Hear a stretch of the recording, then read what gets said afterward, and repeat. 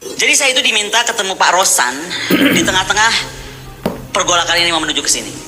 Pak Rosan minta saya gabung di 02. Saya sampaikan Pak Rosan, kenapa saya mesti gabung 02? Saya ini akademisi, saya ada di mana-mana. Toh saya bantu Pak Prabowo minta apa nih untuk bikin roadmap pertahanan kalau jadi presiden. Saya di tim itu Pak. Oke. Lalu dia bilang nggak bisa, harusnya Mbak Koni lebih clear, pakai baju biru muda masuk. Saya bilang, sebentar sebelum saya bilang apa dulu, saya mau tanya, emang Pak Prabowo ini bakal jadi presiden berapa lama? Ini nyampaikan Pak Rosan loh, duta besar kita mantan di Amerika. Jadi rencananya 2 tahun. 3 tahun berikutnya diikuti oleh Gibran. Saya langsung bangun, sebentar Pak Rosan. Jadi akan 2 tahun, lalu langsung diganti oleh Gibran. Pertanyaan gua bodoh aja nih. Lu yakin Prabowo dibiarkan hidup oleh Jokowi 2 tahun? Kalau saya jadi Gibran atau jadi Pak Jokowi, saya matiin besok. Loh, betul gak sih? Kalau dia bisa mengkhianati Ibu Megawati Soekarno Putri dengan segala perjuangan yang menjadikan dia ada di istana sampai 2 kali, ada jadi gubernur Jakarta, ada jadi wali kota, apa bedanya dia bisa bunuh Pak Prabowo di tengah jalan? Makanya statement saya kan jadi kuat bahwa Pak Prabowo itu digunakan, bahwa Gibran itu memberatkan. Itu kan bahasa-bahasa saya, dan saya of course saya bilang sama Pak Rosan, saya nggak mungkin ada di sana. Ya, Bismillahirrahmanirrahim. Assalamualaikum warahmatullahi wabarakatuh. Klarifikasi dari TKN, Pak Rosan. Salam sejahtera rekan-rekan. Terima kasih sudah hadir di acara hari ini. Ya, kita akan mendengar penjelasan dari Pak Ketua TKN Prabowo Gibran, Pak Rosan Ruslani, terkait apa yang beredar beberapa hari ini soal pernyataan Saudari Koni Rahakundini. Pertama-tama tentunya saya sangat terkejut dan juga sedih juga gitu ya, karena ini datang dari Ibu Koni yang seorang akademisi dan intelektual yang mestinya tidak memberitakan berita-berita yang tidak benar, berita-berita kebohongan seperti itu. Kalau boleh saya cerita sedikit biar semuanya pada jelas ya, bahwa saya sebelumnya tidak pernah mengenal Bu Koni sebelumnya ya. Saya tidak pernah mengenal Bu Koni. Kemudian saya dikontak oleh Ketua Tim Media Pak Prabowo bahwa Bu Koni ingin bertemu dengan saya. Saya tanya untuk apa? Untuk 2 hal. Satu, ingin bergabung dengan tim Pak Prabowo dan Mas Gibran, dan juga ada aspirasi pribadi beliau. Saya bilang ya kalau ada orang mau bergabung tentunya saya selalu terbuka ya kan. Dan kemudian beliau didampingi oleh ada 1 orang lagi saya lupa, kemudian oleh Ketua Tim Media Mas Angga datang ke kantor saya. Itu bulan November akhir ya, bulan November akhir datang ke kantor. Kemudian beliau bilang apa yang disampaikan beliau ini, bahwa beliau memang ingin bergabung kepada tim TKN, ingin bergabung ya. Tentunya saya menyambut baik, tapi beliau juga menyampaikan bahwa beliau ini bingung juga karena selama ini sudah menjelek-jelekan Mas Gibran, terutama ya Pak Jokowi, tapi terutama Mas Gibran, dan banyak yang diucapkan oleh beliau yang mungkin saya tidak sampaikan di sini karena agak kasar ya mengucapkan mengenai Mas Gibran ya. Dan kemudian beliau saya bilang ya kalau mau bergabung ya udah Ibu deklarasi saja, kemudian bekerja yang baik untuk tim kami. Beliau ini bingung, dia bilang waduh saya udah sering ngejelekin Gibran. Dia bilang gini deh, saya liburan ke Eropa dulu 1-2 minggu ini, liburan 1-2 minggu ini, kemudian saya akan kembali dan saya akan deklarasi, akan join, gabung lah dia bilang. Tapi saya mesti mikirin alasannya nih, exitnya, beliau bilang lebih tepat, exitnya, alasannya, karena selama ini saya kan udah ngejelek-jelekin biar kelihatan bagus alasan saya. Ya Ibu pikirkan saja silahkan, saya bilang gitu. Dia bilang oke. Dan beliau Ibu Koni juga mau ketemu Mas Gibran. Saya bilang ya kalau Ibu sudah menyatakan dukungan ya oke, nanti saya atur ketemu dengan Mas Gibran. Dan saya sempat sampaikan juga itu ke Mas Gibran. Oke, itu yang pertama. Kedua, pernyataan yang 2 tahun itu bukan datang dari saya, gitu. Beliau menyatakan ini gimana kok sudah 2 tahun, atau mungkin lebih cepat kalau ini pernyataan beliau ya. Kalau tiba-tiba Pak Prabowo, kalau saya ini orang intelijen, saya bilang bisa aja Pak Prabowo diracun, dia bilang gitu, bisa lebih cepat. Itu gimana? Saya bilang, Bu, udah, hubungan itu tidak batas, ya udahlah itu Bu, jangan kita sih tidak ada pikiran seperti itulah, janganlah gitu.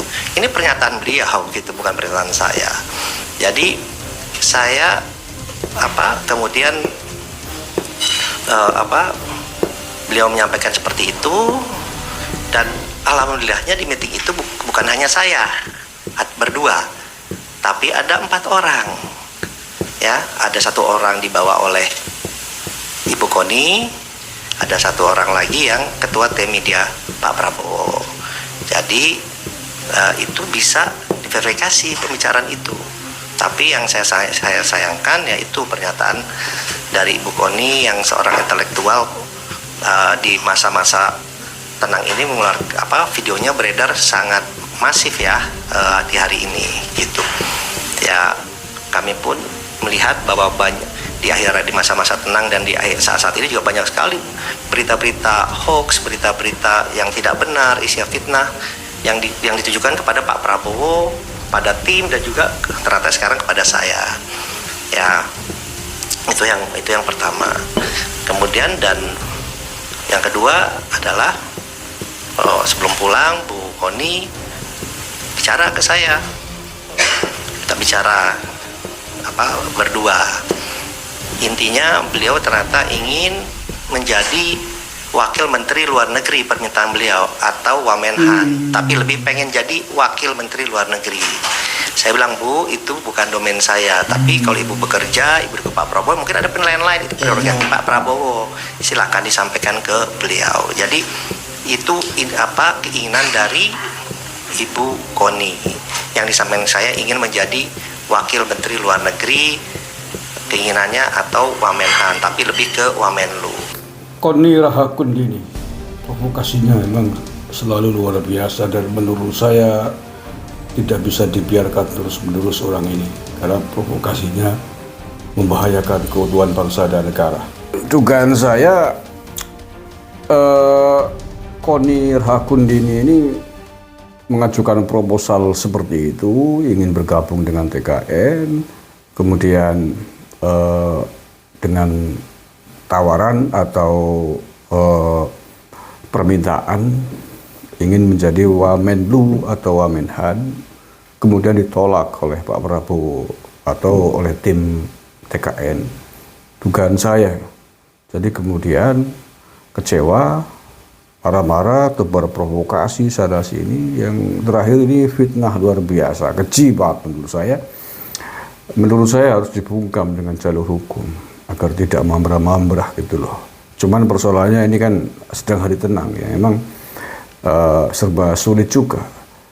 Tetapi setidaknya bahwa jejak digitalnya kan masih sangat mudah ditemukan, tersimpan rapi di berbagai kanal medsos, sudah menyebar masif sekali. Memang di WhatsApp grup saya juga ada lebih dari 2-3 kali video yang sama. Monggo aja itu TKN saya kira yang akan proses itu, dan tim lawyernya Pak Jokowi juga saya kira, karena dia memfitnah Pak Jokowi menurut saya dengan pikiran sekeji itu, pikiran kejinya dia, kemudian berusaha mau disamakan dengan Pak Jokowi. Masya Allah. Alai kare mong wadon pancen ya. Perlu asupan 2 kali. Sorry. Ya, yang dijaga lah, Masya Allah. Sebelum ini saya sudah pernah menanggapi Koni Rahakundini ini.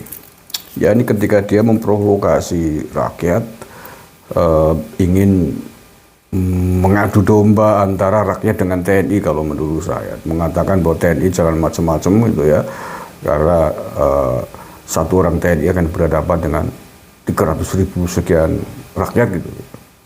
Jadi provokasinya ngeri lah, seolah-olah ingin memprovokasi rakyat agar melawan TNI. dia juga meminta agar Pak Jokowi mundur kalau sebagai lelaki yang sejati gitu, karena Pak Mahfud MD juga mundur. Lah apa hubungannya dengan Pak Jokowi? Memangnya kalau presiden mundur itu urus-urusannya gampang negara ini, Pak? Enak saja. Jadi provokasinya luar biasa nih. Saya perhatikan beberapa minggu terakhir Koni Rahakundin ini, nggak tahu nih lagi kayak ayam memeti. Ayam memeti tahu nggak? Wak wak wak wak. Apa beli telabung? Aduh, Chan. Saya katanya pengamat militer, intelijen, akademisi, apa tidak bisa membuat narasi yang sejuk, narasi yang bisa menjadi uswah, contoh bagi masyarakat lain di bawah dalam menghadapi pemilu ini agar dihadapi dengan tenang, menjalani pesta demokrasi dengan riang gembira sesuai dengan pilihan masing-masing, gitu ya. Itu kan enak gitu loh, itu namanya akademisi loh. Akademisi kok cangkeme wer-weran, fitnah, provokasi, hoax, nggak karu-karuan seperti itu. Ya Allah, ya nggak mungkin lah dalam konteks begini. Pak Rosan itu baru ketemu sampai berani mengungkapkan cerita sesadis itu kepada orang yang baru ketemu, kan tidak mungkin, salah dari mana. Dan itu pun nggak mungkin juga dilakukan itu karena ada saksi mata, ada 2 orang yang lain, kan nggak mungkin. Logika mana yang mempercayai lebih mempercayai Koni Rahakundin? Ya pasti logika otak-otaknya sedang kalap, sedang panik, jagoannya mau kalah gitu. Tentulah dengan narasi itu, cerita tadi, klarifikasi dari Pak Rosan masih sangat layak dipercaya tabayunnya, klarifikasinya Pak Rosan daripada cerita ngalor ngidulnya Koni Rahakundin ini. Tetapi saya yakin bahwa provokasinya Koni Rahakundin ini tidak akan dibiarkan oleh aparat keamanan. Saya nggak tahu itu deliknya apa, apakah harus laporan, apa pidana umum. Aparat kepolisian saya kira lebih bisa untuk menganalisis itu. Yang jelas ini hari tenang, provokasi-provokasi yang tidak diperlukan harus di stop menurut saya. Dan dalam konteks seperti ini maka saya kadang-kadang berpikir memang nampaknya Indonesia sepertinya belum siap dipimpin oleh presiden sipil namanya. Sudah diberikan kebebasan berdemokrasi. 10 tahun ya Pak Jokowi memimpin Indonesia. Dengan kebebasan demokrasi yang nyaris tanpa batas gitu ya. Orang menghina Pak Jokowi itu bukan hanya hari ini saja. Itu sudah sejak 2014. Penghinaan kepada Pak Jokowi, fitnah, ujaran kebencian, semuanya keluar. Sampai bahkan ada yang mengancam mau membunuh Pak Jokowi di tengah-tengah aksi unjuk rasa, lengserkan, maksulkan Jokowi itu loh menjelang 2019 dulu. Itu saja dibiarkan oleh Pak Presiden Jokowi. Masih mengatakan bahwa Pak Jokowi itu pembunuh demokrasi, tidak demokrasi. Itu nalar dari mana gitu loh. Itu terus berlangsung sampai hari ini, luar biasa. Kayak gitu tega-teganya ngomong bahwa Pak Jokowi itu presiden yang otoriter, yang tidak demokratis gitu loh. Demokrasi rakyat dibunuh katanya. Guru besar beramai-ramai mengatakan hal yang sama. Maka mungkin memang harus terpaksanya militer harus tampil lagi menjadi pemimpin di Indonesia. Mungkin kalau melihat begini, soalnya kebablasan sih. Orang-orang begini dibiarkan terus nanti merusak, mengotori otak-otak pikiran anak-anak muda kita yang tidak tahu jeluntrung, tidak tahu hiruk pikuk kronologi peristiwa-peristiwa politik di Indonesia. Taunya adalah potongan-potongan video framing yang disebarkan masif di media-media sosial. Jadi kalau nanti Pak Prabowo jadi presiden, ya sudahlah. Toh melalui proses yang demokratis, pemilihan umum. Saya berharap bahwa beliau bersikap tegas terhadap orang-orang yang suka memfitnah, menebarkan kebencian, yang suka melawan negara, provokasi, bintang kampanye. Iya, dengan sangat terpaksa karena sudah tak terkendali mereka. Termasuk kelompok-kelompok intoleran, kelompok-kelompok radikal yang selama ini memprovokasi rakyat, mengganggu ibadah kelompok agama lain. Suka ribut tentang itu. Itu kalau bukan presiden militer memang susah untuk bersikap tegas seperti itu. Jadi barangkali memang sudah saatnya kita memiliki presiden yang tegas untuk membasmi model-model orang-orang yang suka tebar fitnah, hoak, mengancam Bhinneka Tunggal Ika, mengancam keutuhan bangsa dan negara. Terima kasih. Assalamualaikum warahmatullahi wabarakatuh.